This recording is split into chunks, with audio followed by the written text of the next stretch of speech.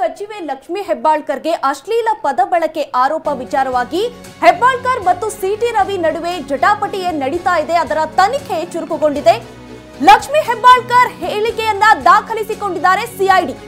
City Ravi ವಿರುದ್ಧದ ದೂರು ಹಿನ್ನೆಲೆಯಲ್ಲಿ ಹೇಳಿಕೆ ದಾಖಲು ಮಾಡಿಕೊಳ್ಳಲಾಗಿದೆ. ಬೆಂಗಳೂರಿನ ಹೆಬ್ಬಾಳ್ಕರ್ ನಿವಾಸದಲ್ಲೇ ಸಿಐಡಿ ಹೇಳಿಕೆಯನ್ನ ದಾಖಲು ಮಾಡಿಕೊಂಡಿರುವಂತದ್ದು. ಡಿವೈಎಸ್ಪಿ ಅಂಜುಮಾಲಾ ನಾಯಕ್ ಮ್ಯಾಜಿಸ್ಟ್ರೇಟ್ ಮುಂದೆ ಹೇಳಿಕೆಗೆ ಸಮಯ ನಿಗದಿಪಡಿಸುವ ಸಾಧ್ಯತೆಯೂ ಕೂಡ ಇದೆ. ಸದ್ಯಕ್ಕೆ ಲಕ್ಷ್ಮಿ ಹೆಬ್ಬಾಳ್ಕರ್ ಅವರ ಹೇಳಿಕೆಯನ್ನು ದಾಖಲು ಮಾಡಿಕೊಳ್ಳಲಾಗಿದೆ. ಅಂದ್ರೆ ಅವತ್ತು ಚಳಿಗಾಲದ ಅಧಿವೇಶನದ ಕೊನೆಯ ದಿನ ಏನೇನಾಯಿತು ಆ ಘಟನೆಗೆ ಸಂಬಂಧಪಟ್ಟಂತೆ ಸಂಪೂರ್ಣವಾದಂತಹ ಮಾಹಿತಿಯನ್ನ ಇದೀಗ ಲಕ್ಷ್ಮಿ ಹೆಬ್ಬಾಳ್ಕರ್ ಅವರಿಂದ ತೆಗೆದುಕೊಳ್ಳಲಾಗಿದೆ.